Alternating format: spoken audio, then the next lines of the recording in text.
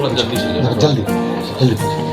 महाराज जी ये धाम कब से यहाँ पर? 7 अक्टूबर 2020 को हमने यहाँ पर भूमि पूजन किया था और उससे कई साल पहले से मैं यहाँ पर, ये सब भूमि हमारी भूमि है, तो हमारी कृषि भूमि थी, तो इस पर बहुत लंबे समय से हम बाबा की साधना करते थे, बाबा के लिए बाबा की पूजा करते थे। यहाँ पर एक निशान लेके आए थे, निशान लगा लिए थे, उस निशान की पूजा करते थे। उस समय यहाँ पर शायद मेरे हिसाब से पूजा करने वाला बाबा का मेरे अलावा शायद कोई नहीं था, मैं अकेला ही बैठ के पूजा करता था। और खाटू जाते थे हम पहले, तो वहीं से निशान लाए थे, वहीं से पूजा करते थे। 7 अक्टूबर 2020 के लिए अपने भूमि पूजन किया। उसके बाद विधिवत तरीके से यहाँ पर हम थोड़ा सा आरती वगैरह करना शुरू करते। ऐसा कहा जाता है कि जो भगवान के ऊपर श्रद्धा रखता है तो भगवान पूर्णतः उसको संकेत कोई ना कोई संकेत अवश्य देते हैं। तो क्या ऐसा है कि भगवान ने यहाँ पर स्थापित करने का कोई संकेत यहाँ पर संकेत दिया था? ऐसा था, इधर पीछे जो आम के पेड़ हैं वो बहुत घने पेड़ हैं, बड़े पेड़ हैं और काफ़ी पुराने पेड़ हैं। और एक वहाँ पर एक नीम का पेड़ है, वो छोटा था उस समय, अब थोड़ा सा बड़ा हुआ है, लेकिन उस समय छोटा था।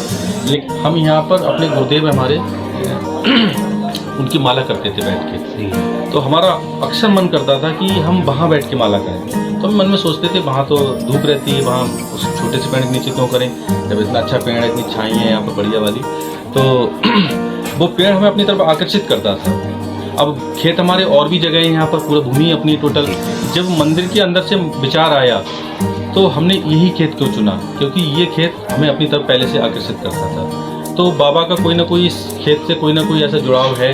और जब हमने ज़्यादा इसको खोजा तो हमें पता चला कि ये बाबा की जन्मस्थली है, क्योंकि बाबा के जो दादा है भीम, उनका गदा हमारे रामनगर में रखा हुआ है। और जो पांडवों ने, यक्ष ने पांडवों से जो प्रश्न पूछा था, जब युधिष्ठिर जवाब दे पाए थे, बाकी कोई जवाब नहीं दे पाया था, तो वो लीलौर गांव पड़ता है, उस झील पे ही पूछे थे। ये टोटल क्षेत्र जो है वो अचित्र बोला जाता है, पांडवों का क्षेत्र बोला जाता है। 14 वर्ष यहाँ अज्ञातवास काटा था पांडवों ने, राजा द्रौपद का किला, ये सब पुराने समय इतिहास में ही है सारी चीज़ें ये।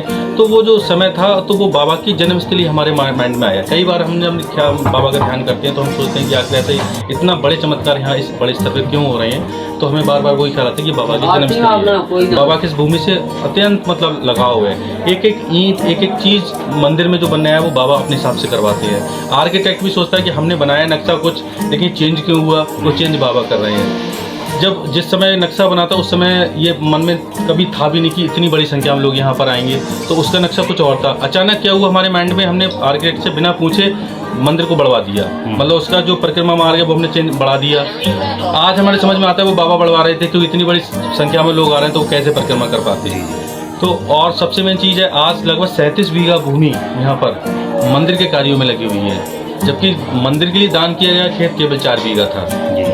जैसे जैसे विस्तार होता जा रहा है वैसे वैसे हम अपने और खेत लगाते चले जा रहे हैं। तो ये जैसे जो बीमार लोग आ रहे हैं अपना ट्रीटमेंट कराने के लिए, ये प्रेरणा आपको कहाँ से मिलेगी, ये कैसे किया जाए? ऐसे शुरुआत में आपको बताएं, शुरुआत में एक बच्ची यहाँ पे मृत हो गई थी, तो उस पर जब हमने जल के छींटे लगाए थे वो जीवित हो गई। वो हमारे जीवन की ऐसी घटना थी। उस समय पहले हम सब, हमारे वस्त्र अलग थे, हम महंत भी नहीं थे यहाँ इस मंदिर के, क्योंकि हम इस मंदिर के कमेटी के अध्यक्ष थे केवल उस समय पर। जब वो बच्ची हमारी जीवित हुई तो हमें लगा ये हो क्या गया, मुझे कहीं ना कहीं ऐसा तो नहीं बाबा ने मुझे परोपकार के लिए जीवित मतलब जिंदा रखा है। और एक बार सांप ने भी मुझे काटा था, तब भी मैं बच गया था। जब जिसके पास गया मैं इलाज कराने तो उसने कहा इसके काटे हुए तो आज तक कोई बचा ही नहीं है, तो आप बच कैसे गए। एक बार और मुझे दिक्कत हो गई थी, तब भी मैं बच के, डॉक्टर भी बोले बच कैसे गए आप।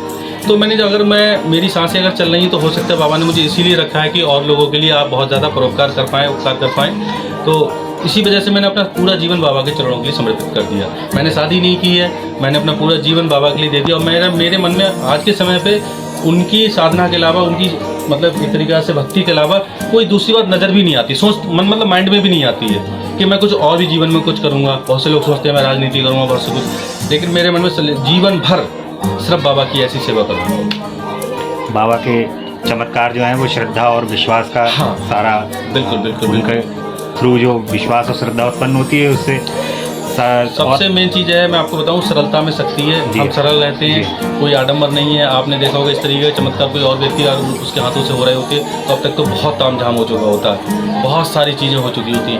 हम पेशेंट को देखने खुद भाग के जाते हैं, हालांकि हमें दिक्कत होती है, पब्लिक ज़्यादा परेशान करती है, भक्त ज़्यादा परेशान करते हैं, फिर भी हम जाते हैं भीड़ में से निकल के। और हमें ये लगता है हम हमेशा सरल बने रहें, हम ऐसे ही बने रहें, ज़्यादा से ज़्यादा जितनी हमें सांसें मिली हैं उन सांसों में हम ज़्यादा से ज़्यादा लोगों को लाभ दे पाएँ, क्योंकि लाभ तो बाबा दे रही है।